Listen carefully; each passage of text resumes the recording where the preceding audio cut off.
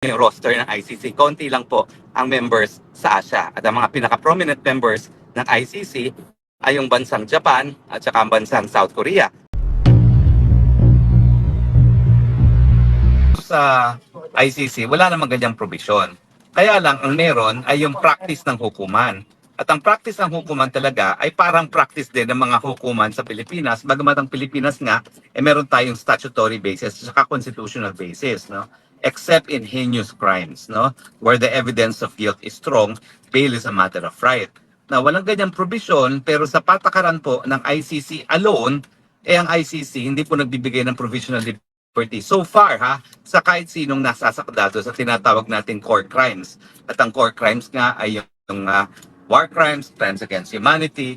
Yan naman po yung dalawang linilitis ng ating ICC. No? At syempre, ang ating Tatay Digong ay linilitis para sa crimes against humanity.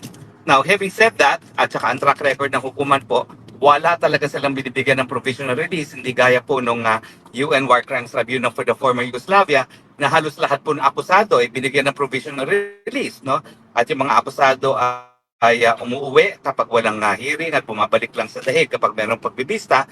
Dito sa ICC, wala pa pong nabibigyan ng provisional liberty na akusado ng core crime. Ang mga nabibigyan lamang ay yung mga akusado ng mga tampering of evidence, mga harassing witnesses. So yung pagdating po doon sa tinatawag nilang offenses against administration of justice, yun na po yung nabibigyan ng provisional liberty. Pero ano sa tingin ko? Well, sa tingin ko naman po, ito rin ang kauna-unahang pagkakataon na merong 80 anyos na nasasakdal sa hukuman. Alam niyo po kasi ang ICC, bagamat hindi pa sila namamatayan ng akusado, merong isang akusadong namatay. At ito po yung si Milosevic, no, leader dati ng Serbia, kung saan namatay po siya sa same kulungan ni Tatay Digong, kung di ako nagkakamali. Kasi siya po linilitis noon ng UN War Crimes Tribunal for the Yugoslavia, no? At yung araw na siya namatay, nagkataon nandun naman po ako sa Belgrade, no, yung kapital ng Serbia. At talagang nakakataas balahibo dahil nung araw na inanunsyong namatay itong si Milosevic, abay maririnig mo yung hiyaw ng mga taong bayan, no?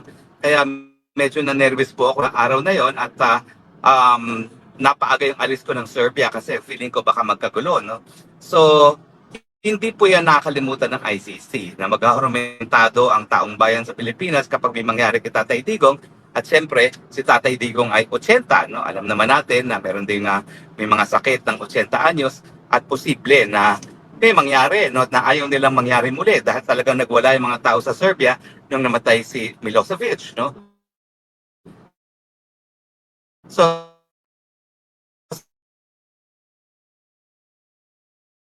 at merong sakit. Now, marami nagsasabi, saan? Well, hindi pa po nila inaanunsyo kung saan. Bakit? Naintindihan naman po natin yan eh. Kasi kilala naman natin ang mga kulto ni Joe Masison at na nagsani puwersa na sa Dilawan, no? At saka sa mga loyalista. Kapag nalaman nila kung saan yan, ako, magle-letter writing campaign na naman yan. Sisimulan na naman yung Hollander na nagpapakalat ng fake news palagi, no? Dahil dyan sila magaling, no? Sa mga letter writing campaign para tutulan. Kaya intindihin nyo na lang kung bakit redacted or hindi inaanunsyo sa publiko yung bansa na tumanggap na sa kanya. Pero emphasize ko lang po, hindi yan Malaysia. Bagamat nanggaling doon si Inday Sara, ang speculation is doon na magpapaprovisional liberty si Tatay Digong. Hindi po. Kasi kinakailangan, unang-una, miyembro pa siya ng ICC para meron siyang katungkulan na ipatupad kung ano may mga kondisyones na i-impose ng korte para sa provisional release, no? At siyempre, kung siya na may isang hindi na miyembro ng ICC o hindi miyembro ng ICC, walang dahilan para tumupad sa katungkulan yung bansa na tatanggap kay Tatay Digong. Ang masasabi ko ay yan ay miyembro ng ICC at siguro naman dahil sa kalagayan ni Tatay, yan ay dapat nasa Asia. Now, titignan nyo na lang yung roster ng ICC. Konti lang po ang members sa Asia. At ang mga pinaka-prominent members ng ICC ay yung bansang Japan at saka ang bansang South Korea. Kasi ang both Japan at South Korea nagkaroon na ng presidente ng International Criminal Court, no? Pareho silang nagkaroon ng mahistrado na nahalal bilang presidente ng International Criminal Court. At hindi rin malayo po sa Asia ang bansang Australia. At ang Australia palaging meron po yung judge din hindi lang sa International Criminal Court, pati po sa International Court of Justice, no? Sa ICJ. So, ang kaisa-isang bansa na miyembro ng ICC ay Cambodia, no?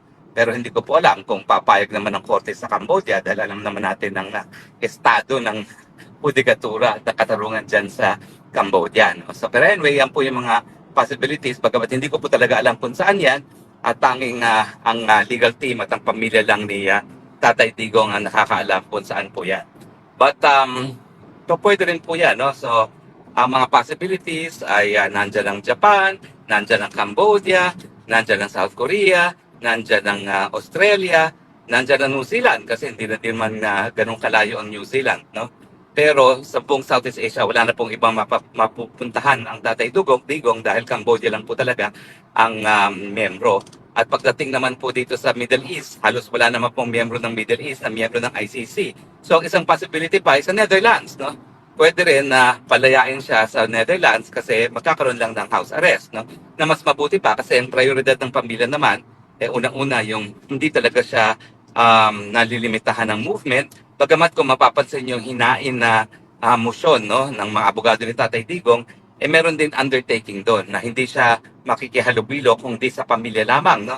Na nangyayari ngayon, no? Kasi bawal siya bisitahin kung hindi siya pamilya, no? So, nandun pa rin yung kondisyon na close family na lang magkakaroon ng contact kay Tatay Digong. Bagamat I'm sure he will appreciate na hindi siya nasa kulungan. Bagamat yung kulungan po niya ngayon, modern, wala nang rehas. So yung ating kasabihan na humahalik sa rehas, wala pong ganun kay Tatay Digong dahil walang rehas ang kanilang mga kwarto. Bagamat, limitado talaga ang kanilang movement.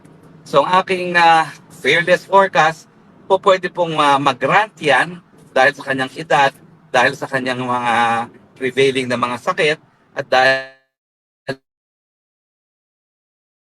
Tatay Digong, kapag may, yun nga, no, pag may nangyari kay Tatay Digong habang hawak siya ng ICC. At siyempre, meron na silang karanasan doon kay Milosevic na nakita nila kung paano hatupit ng bayan kapag ang isang leader na minamahal ay yun nga po, namatay habang nakakulong. Bagamat wala po talagang comparison kay Milosevic at kay Duterte, dahil kay Milosevic po talaga hundreds of thousands ang namatay doon sa Serbia, doon sa gulo ng former Yugoslavia. Yan nga po na pagtataka ko no? Dahil bumuo ng Special War Crimes Tribunal sa dating Yugoslavia kasi hundreds of thousands kung hindi millions ang namatay dyan. Yung concentration camp po, no? Nauso muli sa Yugoslavia, no? Nung nagwatak-watak itong dating Yugoslavia at lumaban ng Serbia para panatiling isang bansa pa rin yan, no? So, sa akin po, sa aking karanasan bilang isang profesor ng international law at saka sa aking practice, talaga naman pong importante ang International Tribunal kapag pinag-uusapan na yung mga pinakakarumalduman na krimen gaya na nangyari doon sa World War II, yung milyones na namatay ng mga Nazi, yung mga pinatay dyan sa Yugoslavia na hundreds of thousands if not millions, no?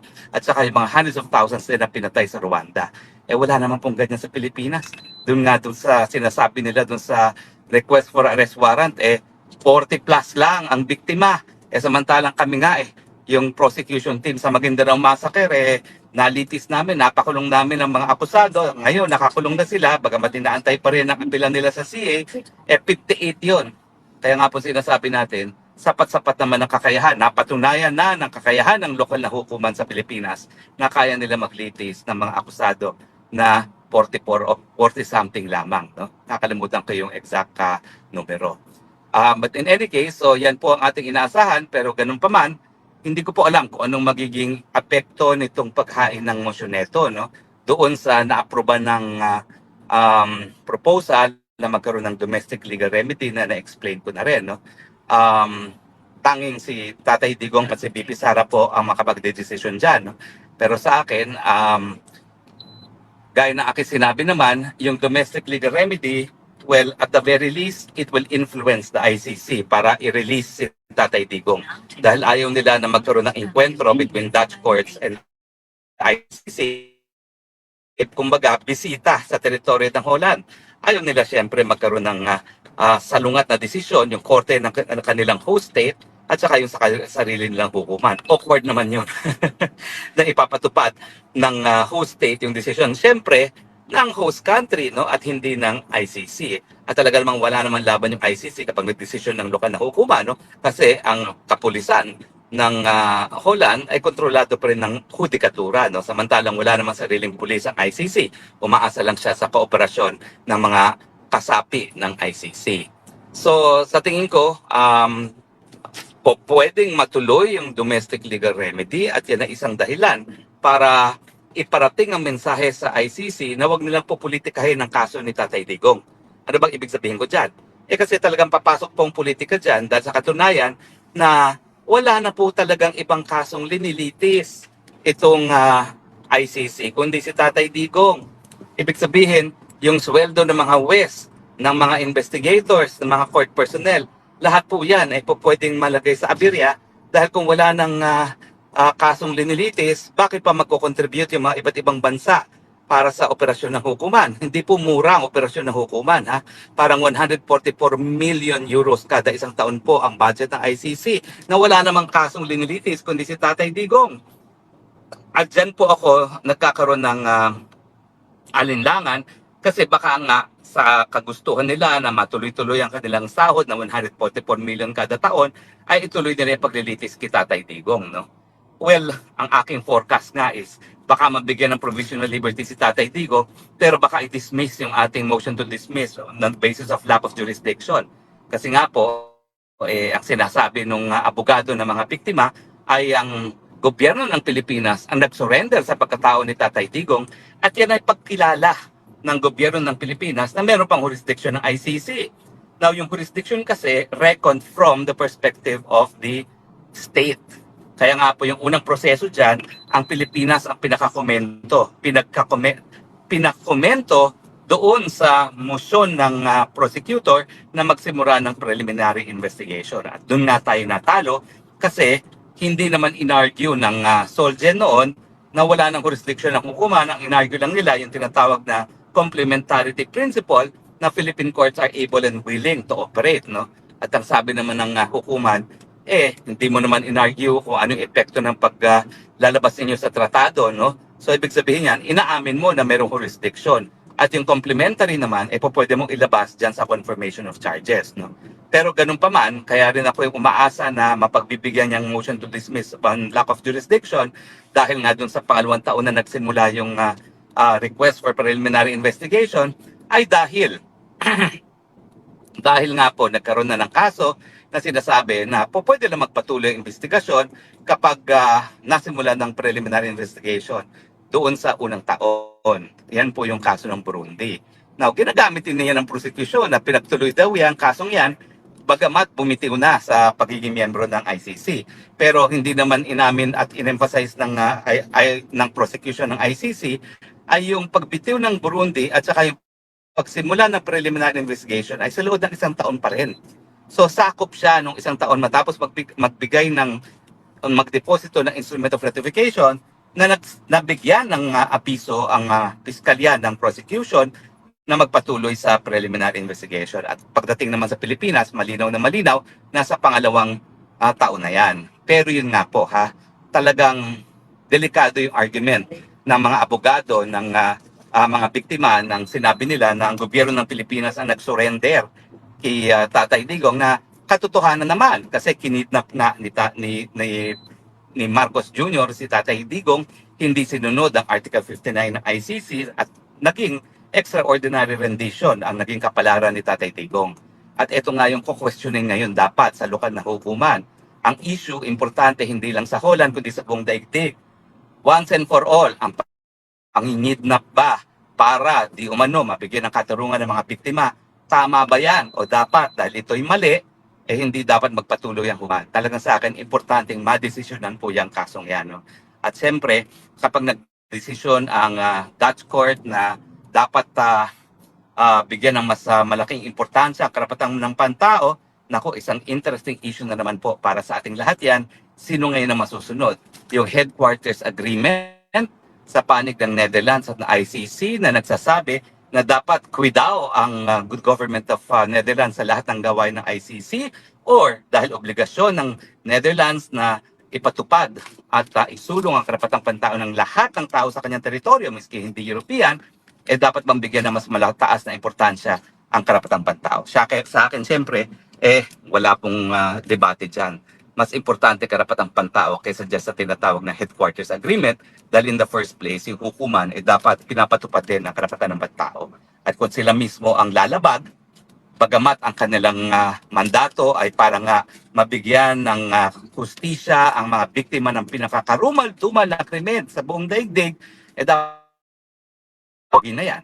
Kung ang korte na may ganyang mandato na magbigay ng katarungan sa pinagkakaitan ng katarungan ay siya mismong gagawa ng hindi makatarungang bagay. So, inaasahan natin na mananaig talaga ang karapatang pantao pero syempre kinakailangan maihain yung domestic legal remedy dahil otherwise hindi naman po makakagalaw ang lokal na hukuman ng Holland. Kaya nga po kahapon at maraming salamat po sa lahat ng mga sumuporta dito sa tagumpay na selebrasyon ng Araw ng Kalayaan para kay Tatay Digong dito po sa Dahig. Maraming salamat po sa lahat ng punta. Maraming salamat po sa lahat ng nag-volunteer. Maraming salamat kay aking partner, super duo Maharlika at ang kanyang team from LA. Okay, si Madam Elena, si Norly at saka umalis na si Roland pero tumulong din, no? At lahat si Makabayan, no? Si Jessica, ito po yung talaga yung mga responsable. At ating mga DJ, galing-galing po, libre po yung aming DJ at sound system, ha? Oo. At saka yung mga pinakamalalaking delegasyon, nako, bus-bus po, mga nanggaling sa UK, sa biyahe, yung mga nagbiyahe sa Paris, alam niyo ba, yung bus ng mga taga-Paris, mga 15 sa kanila, alas 10 pa, natapos na kami, alas 5, nagpunta kami sa street hanggang alas 6. Naku, para silang sardinas po doon sa maliit kong tinitiran, no? Pasensya na po kayo, no? At hindi tayo handa, kaya sana naman walang nagutom doon, bagamat may mga baon daw sila, no? Pero hindi ko na po sila nahaian, no? Sa food. Lahat nag-volunteer po ng food, maraming salamat. At lahat po nung performers, ako, ang gagaling po ng performers, parang lahat sila professional. Oo, parang nagkaroon tayo. Ayan, nakikita niyo naman si Maram, ang aking Dragon Lady. Ayan na, joint broadcast na ito. Ay napakagaling po ng ating mga talento talaga, mga Pilipino, no? Para talaga silang meron kaming professional band. Naku, talagang non-stop po ang professional band namin at non-stop ang naging dancing. Alam niyo pong importante dyan na nagkaroon tayo ng pagkakaisa dahil nga sa mga darating na araw, lalong-lalo na kung matutuloy itong resort to domestic legal remedy, ang dapat na iparating na mensahe, June ng UK. June Degamo, thank you. Napakaganda ng boses. Si Lucky Char. Siyempre, sino ba ito? Yung taga-Hague na kumanta. Si Venus. Kasi yan ang stage name niya. Ibang pangalan niya sa akin, sa kanyang stage name na Venus, no? O, siyempre. But anyway, ang importansya na nagkaisa po talaga ngayon ng mga tao sa Hague at saka sa Europa dahil ang magiging sigaw na ngayon ng mga Pilipino sa Europa ay palayain pa rin si Tatay Digong pero ito'y nakadirekta na sa gobyerno ng Netherlands.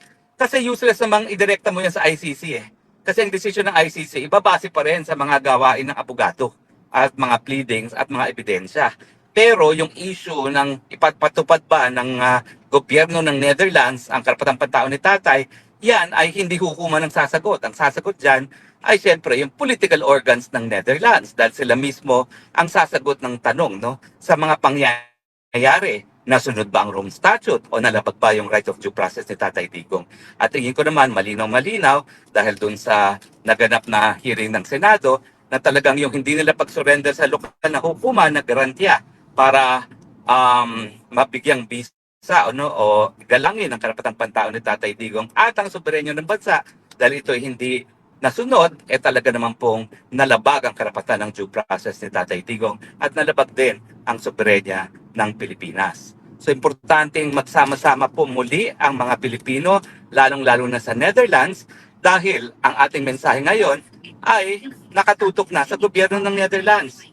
Nakakulong po ang Tatay Digong sa teritoryo nyo, sa inyong kulungan, at siya naman po inadala sa kulungan na yan dahil ang sumundo sa kanya sa airport ng Rotterdam ay personnel ng Netherlands, ambulansya ng Netherlands, una siyang dinala sa ospital ng Netherlands at kinulong sa kulungan ng Netherlands. So talagang ang responsibilidad para itaguyod ng pantao ng Tatay Digong, hindi naman yan nakasalalay sa ICC. Yan ay nakasalalay mismo sa gobyerno ng Netherlands. So wag na po tayo magwatak-watak, mga Pilipino, lalong-lalo na sa Netherlands, ha? Dahil kinakailangan solid ang boses natin. At hindi na nga po sapat na tayo nagtitipon-tipon dyan lang sa Duterte Street. Kinakailangan magtipon-tipon na tayo sa labas ng hukuman ng District Court na siyang magbibigay at magpoprotekta sa karapatang pantao ni Tatay Digong dahil hindi nga po yan poder ng ICC. Nakakalungkot po no na kaya bumuo ng ICC para yung mga karumal-dumal na krimen na lumalabag sa karapatang pantao ay maparusahan. Pero unfortunately, dahil ang linilitis ng mamamayan, wala namang jurisdiction ng ICC para hingin sa gobyerno mismo na itaguyod ang karapatang pantao. Talagang ang mekanismo para ang gobyerno magpatupad ng tao ay nakasalalay sa lokal na batas